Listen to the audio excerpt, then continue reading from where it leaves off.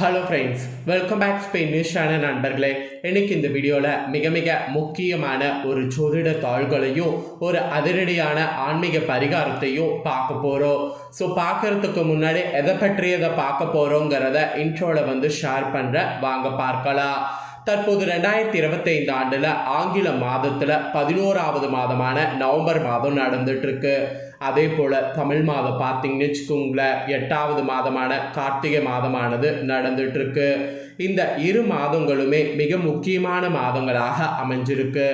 காரணம் என்னன்னா, இந்த மாதங்களில் நிறைய கிரக மாற்றங்களும் கிரக சேர்க்கைகளும் ஏற்படுது. இதனாலேயே இந்த மாதங்கள் ஆன்மீக ரீதியாக ஜோதிட ரீதியாக மிக முக்கியமான மாதங்களாக கருதப்படுது. இந்த மாதத்தில் கிரகங்கள் சேர்றது இதனால் ஒவ்வொரு ராசிக்காரங்களுக்கும் தலையெழுத்து மாறும். பர்டிகுலராக நவம்பர் 26க்குள்ள கிரகங்கள் நிறைய சேர்றதுனால ஒவ்வொரு ராசிக்காரங்களுக்கும் நவம்பர் 26க்குள்ள எல்லாமே இருக்க போகுது. அதாவது அப்ஸ் அண்ட் டவுன்ஸ் நிறைய இருக்க போகுது. அந்த அப்ஸ் அண்ட் டவுன்ஸை ஒவ்வொரு ராசிக்காரங்களும் தெரிஞ்சுக்கணுங்கிறதுனால ஒவ்வொரு ராசிக்கும் என்ன பலன்கிறத ஷேர் பண்ணிட்டு வர. அதில் இன்னைக்கு இந்த வீடியோவில் மகர ராசி நேயர்களுக்கு ஷேர் பண்ண போகிறேன். மகர ராசியில் பிறந்த நேயர்கள் இந்த ஒரு வீடியோவை ஸ்கிப் பண்ணாமல் பாருங்கள்.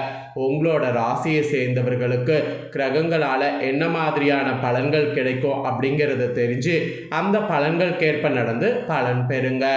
அதே போல் மெயினாக உங்களுடைய லைஃப்பில் இந்த டைம் ஒரு முக்கியமான தீப பரிகாரம் பண்ணணும். இது உங்கள் வாழ்க்கையை ஒளிமயமாக்க ஆகிறதுக்கு நீங்கள் செய்யணும். ஸோ வாழ்க்கை ஒளிமயமாக மாற என்ன தீப பரிகாரங்கிறதையும் சொல்ல போகிறேன். ஸோ இந்த ஒரு வீடியோவை ஃபுல்லாக பார்த்தீங்கன்னா உங்கள் ராசிக்கு என்ன பலன் கிடைக்கும் அப்படிங்கிறத முழுசாக தெரிஞ்சுக்க முடியும். ஆக்சுவலி இந்த டைம் நடக்கக்கூடிய கிரக மாற்றங்கள் கிரக சேர்க்கைகள் 750 ஆண்டுகளுக்கு பிறகு நடக்கு. அதனாலேயே இது ரொம்ப முக்கியமானதாக கருதப்படுது. சரி, என்னென்ன கிரக மாற்றங்கள் என்ன பலன் கிடைக்கும் அப்படிங்கிறத வாங்க உங்கள் ராசிக்கு பார்க்கலாம். அதுக்கப்புறம் பரிகாரத்தை பார்க்கலாம். இப்போ கிரகநிலைகளை ஆராய்ந்து பார்க்கும் பொழுது உங்கள் ராசிநாதன் சனி குடும்பஸ்தானத்தில் பலம் பெற்று சஞ்சரிக்கிறார். குருவின் பார்வையும் உங்கள் ராசியிலே பதிகிறது. உச்சம் பெற்ற குருவின் பார்வை பதிகிறதுனால மிச்சம் வைக்கக்கூடிய விதத்தில் பொருளாதார நிலை உங்களுக்கு உயரப்போகுது.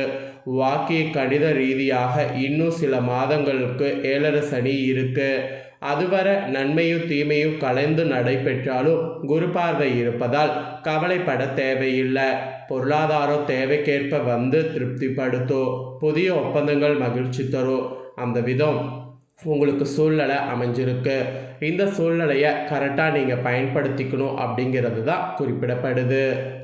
மெயினாக இப்போ பார்த்தீங்கன்னு வச்சுக்கோங்களேன், குரு வக்ரங்கிற ஒரு பெரிய சம்பவமானது இருக்குது. இதனால் என்ன பலன்கிறத வாங்க பார்க்கலாம். குரு பகவான் உங்கள் ராசிக்கு 7வது இடத்துல உச்சம் பெற்று சஞ்சரித்திருக்கிறார். குரு பார்த்தால் கோடி நன்மை என்பது ஜோதிட விதி. அந்த அடிப்படையில் பார்வை பலன் நன்மை செய்தாலும் கார்த்திகை 2ஆம் தேதி முதல் குரு பகவான் வக்ரம் பெற்றிருக்கிறாரு. எனவே கொஞ்சம் பணத்தட்டுப்பாடு ஏற்படலாம். இருப்பினும் காரியங்கள் கடைசி நேரத்தில் கைகூடிவிடும். குரு வக்ரத்துடைய கிரக அமைப்பினால இந்த மாதிரியான பலன் கிடைக்கும். இதற்கேற்ப நடந்து பலன் பெறுங்க. இதை தொடர்ந்து விருச்சகத்தில் சுக்கிரன் பயணிக்கிறாரு. இதனால் என்ன பலன்கிறத தெரிஞ்சுக்குங்க. கார்த்திகை 11ஆம் தேதி விருச்சக ராசிக்கு சுக்கிரன் செல்றாரு. உங்கள் ராசிக்கு 5, 10 ஆகிய இடங்களுக்கு அதிபதியானவர் சுக்கிரன். அவர் லாபஸ்தானத்தில் சஞ்சரிக்கும் போது தொழில் போட்டிகள் உங்களுக்கு அகலும். எதிரிகள்லாம் விலகுவாங்க. வருமானங்கிறது அதிகரிக்கும். கிளை தொழில் தொடங்கக்கூடிய எண்ணம் உருவாகும். மெயினாக உத்தியோகத்தில் உள்ளவர்கள் விருப்ப ஓய்வு பெற்றுக்கொண்டு சுய தொழில் தொடங்கக்கூடிய முயற்சியில் இன்ட்ரெஸ்ட் காட்டுவீங்க. பொன்பொருள் சேர்க்கையெல்லாம் ஏற்படும். பூமி விற்பனையாலும் லாபமானது கிடைக்கும்.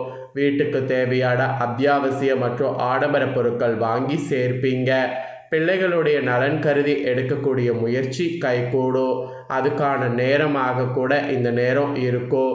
ஸோ விருச்சகத்தில் சுக்கிரன் பயணம் செய்கிறதுனால இந்த மாதிரியான பலன் உங்கள் ராசிக்கு கிடைக்க போகுது. அப்புறம் இதை தொடர்ந்து தனுசுல செவ்வாய் கிரக மாற்றம் இருக்குது. இது கார்த்திகை 20ஆம் தேதி தனுசு ராசிக்கு செவ்வாய் செல்வார். உங்கள் ராசிக்கு 4, 11 ஆகிய இடங்களுக்கு அதிபதியானவர் செவ்வாய். அவர் விரயஸ்தானத்திற்கு வரக்கூடிய அந்த நேரம் சொத்து விற்பனையால் லாபம் கிடைக்கும். தாய்வழி ஆதரவோடு சில நலன்கள் பெறுவீங்க. பழைய வாகனங்கள் பழுதாகி செலவு வைக்கின்றதே என்று கவலைப்பட்ட உங்களுக்கு அந்த கவலையெல்லாம் மாறப்போகுது. புதிய வாகனங்கள் வாங்குவதில் இன்ட்ரெஸ்ட் காட்டினீங்கன்னா சக்ஸஸ் ஆகும். புனித பயணங்கள் அதிகரிக்கும். புகழ்பெற்ற ஆலயங்களுக்கு சென்று வழிபட்டு வரக்கூடிய எண்ணம் நிறைவேறும். தனுசுல செவ்வாய் கிரகத்தால் இந்த மாதிரியான பலன் கிடைக்கும். இந்த கிரகத்தை தொடர்ந்து விருச்சகத்தில் புதன் கடைசியாக பயணம் செய்வார். இதுவும் கார்த்திகை 20ஆம் தேதி விருச்சக ராசிக்கு புதன் வர்றது. உங்கள் ராசிக்கு 6, 9 ஆகிய இடங்களுக்கு அதிபதியானவர் புதன். அவர் லாபஸ்தானத்திற்கு வரும்பொழுது உத்தியோகத்தில் நீண்ட நாட்களாக எதிர்பார்த்த ஊதிய உயர்வு கிடைக்கும். வெளிநாட்டில் நல்ல நிறுவனங்களில் இருந்து ஒரு சிலருக்கு அழைப்புகள் வரும். பெண் பிள்ளைகளுடைய சுப சடங்குகள் நடைபெறும். பிள்ளைகளுடைய உத்தியோக சம்பந்தமாக நீங்கள் எடுக்கக்கூடிய முயற்சி வெற்றி உண்டு. சமூகத்தில் பெரிய மனிதர்களுடைய சந்திப்பால் பிரச்சனைகள்லேருந்து விடுபடுவீங்க. ஆக மொத்தம் விருச்சகத்தில் புதன் கிரகம் வர்றதுனால இந்த மாதிரியான பலன் கிடைக்கும். ஸோ கிரகங்கள் இந்த மாதிரி பயணம் செய்கிறதுனால இந்த பலன்கள்லாம் உங்கள் ராசிக்கு கிடைக்கும் என்பது குறிப்பிடப்பட்டிருக்கு. பொதுவாக சொல்லணும்னா உங்களுக்கு பொறுப்புகளில் மாற்றம் ஏற்படும். வியாபாரம் மற்றும் தொழில் செய்பவர்களுக்கு போட்டி கடை வைத்தோர்கள்லாம் விலகுவாங்க. உத்தியோகத்தில் உள்ளவர்களுக்கு மேல் அதிகாரிகளுடைய நுணுக்கங்களை கற்றுக் கொடுக்கணும். கலைஞர்களுக்கு முயற்சிகளில் வெற்றியானது உண்டாகும். மாணவ மாணவிகளுக்கு படிப்பில் கவனம் கூடும். பெண்களுக்கு சுப செய்திகள் வந்த வண்ணமாக இருக்கும். பொருளாதார நிலை திருப்தி தரும். ஸோ அந்த மாதிரி தான் உங்களுக்கு இருக்கும் என்பது குறிப்பிடப்படுது. ஸோ இப்போ உங்களுக்கு இது கார்த்திகை மாதம் அப்படிங்கிறதுனால ஒரு தீப பரிகாரம் ஒன்று இருக்குது. இந்த தீப வழிபாடு நீங்கள் உங்கள் ராசிக்கு செய்யும்போது உங்கள் வாழ்க்கையில் சுபிட்சமானது உண்டாகும். சரி, அது என்ன வழிபாடுங்கிறத வாங்க பார்க்கலாம். ஆக்சுவலி கார்த்திகை மாதம் வரக்கூடிய கார்த்திகை தீபத்தில் மட்டும்தான் அகல் விளக்கு வீட்டில் ஏற்றணும் அப்படிங்கிற மாதிரி கிடையாது. கார்த்திகை மாதம் முழுவதுமே விளக்கு ஏற்றணும். கார்த்திகை மாதம் முழுவதுமே விளக்கு ஏற்றாமல் நீங்கள் இருக்கவே கூடாது. ஆக்சுவலி மாதவிடாய் நாட்கள் வந்திருந்தாலும் வீட்டில் அடுத்தவர்களை விட்டு விளக்கேற்றி வைக்க வேண்டும். பூஜரையை தவிர்த்து மற்ற இடங்களில் வீட்டில் இருக்கக்கூடிய பெண்கள் நீங்கள் தாராளமாக விளக்கேற்றணும். கார்த்திகை மாதம் விளக்கேற்றாமல் வீட்டை இருள மூழ்கடிக்கக்கூடாது. முதல்ல மகர ராசிக்கார பெண்கள் இதை நினைவில் வைத்து கொள்ளுங்க. சரி, இப்போது கார்த்திகை மாதம் முழுவதும் நீங்கள் செய்ய வேண்டிய வழிபாடு பற்றிய தாள்களை தெரிந்து கொள்ளுங்க. கார்த்திகை மாதம் முழுவதும் உங்கள் பூஜரையில் ஏற்ற வேண்டிய விளக்கு குத்து விளக்கு. குத்து விளக்கில் 5 திரிகள் போட்டு ஏற்றப்பட வேண்டும். உங்கள் பூஜரை அப்போ தான் பிரகாசமாக இருக்கும். வாழ்க்கையும் பிரகாசமாக இருக்கும். 5 முகம் கொண்ட குத்து விளக்கை ஏற்றி வைத்து குலதெய்வத்தையும் மற்ற தெய்வங்களையும் மனதார நினைத்து வேண்டுதல் வைக்கும்போது நிச்சயம் உங்கள் வாழ்வில் தீராத இருக்கக்கூடிய கஷ்டம் தீரும். கார்த்திகை மாதம் 30 நாளுமே இந்த வழிபாட்டை நீங்கள் மேற்கொள்ள வேண்டும் என்பது குறிப்பிடப்படுது. இது தவிர உங்களுடைய வீட்டில் வரவேற்பறை, சமையலறை, படுக்கறை இப்படி எத்தனை அறைகள் இருக்கிறதோ அந்த அறையிலெல்லாம் கார்த்திகை மாதம் ஃபுல்லாகவே மாலை 6 மணிக்கு ஒரு அகல் விளக்கு நல்லெண்ணெய் ஊற்றி திரி போட்டு ஏற்றி வைக்க வேண்டும். இது தவிர கட்டாயம் நிலைவாசல் படியில் 2 விளக்கு கார்த்திகை மாதம் முழுவதும் மாலை 6 மணிக்கு ஏற்றப்பட வேண்டும். இந்த விளக்கு மாலை 1 மணி நேரம் எரிந்தால் போதும். மாலை 6 மணிலிருந்து 7 மணி வரை அந்த எண்ணெய் தீரு வரைக்கும் எரியட்டும், அப்படியே விட்டு விடுங்க. ஸோ கார்த்திகை மாதம் முழுவதும் நான் சொன்ன இந்த எளிமையான தீப வழிபாட்டை எவர் ஒருவர் செய்கிறீங்களோ உங்கள் வாழ்க்கையில் இருக்கக்கூடிய துன்பங்கள், தோஷங்கள், கஷ்டங்கள் எல்லாம் விலகி உங்கள் வாழ்க்கை பிரகாசமாவதற்கு தேவையான அத்தனை நன்மைகளையுமே அந்த தெய்வம் நடத்தி கொடுக்கும் என்பது தான் இதன் பின்னால் இருக்கக்கூடிய நம்பிக்கை. உங்கள் ராசிக்கு நம்பிக்கை இருந்தால் இந்த டைம் கார்த்திகை மாதம் இந்த பரிகாரத்தை செய்யுங்க. அசைவ எதுவும் சாப்பிடாமல் வீட்டில் இந்த வழிபாட்டை செய்யக்கூடிய உங்களுக்கு கிடைக்கக்கூடியது மன நிம்மதி.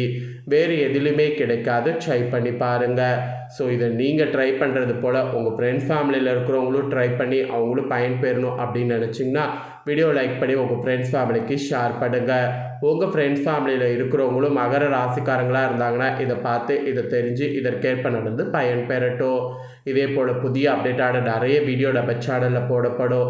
அதையெல்லாமே உடனுக்குடனே தெரிந்து கொள்ள மறக்காமல் நம்ம சேனலை சப்ஸ்கிரைப் பண்ணுங்கள், கூட பெல் பட்டனை ப்ரெஸ் பண்ணுங்கள். அதை நீங்கள் பண்ணிட்டீங்கன்னா இனி நான் போகிற மற்ற அப்டேட்டான எல்லா வீடியோஸும் உடனுக்குடனே தெரிந்து கொள்ளலாம். ஸோ மறக்காமல் சப்ஸ்கிரைப் பண்ணி பெல் பட்டனை ப்ரெஸ் பண்ணுங்கள். நெக்ஸ்ட்டு இதே போல் சுவாரஸ்யமாக வேறொரு வீடியோவில் வந்து உங்களை சந்திக்கிறேன். சப்ஸ்கிரைப் பண்ணும்போது ஆல் அப்படிங்கிற ஆப்ஷன் இருக்கக்கூடிய பெல் பட்டனை ப்ரெஸ் பண்ணுங்கள். அப்போ தான் நான் போடுற வீடியோ எல்லாமே உடனுக்குடனே தெரிஞ்சு பயனடைய முடியும். நன்றி, வணக்கம்.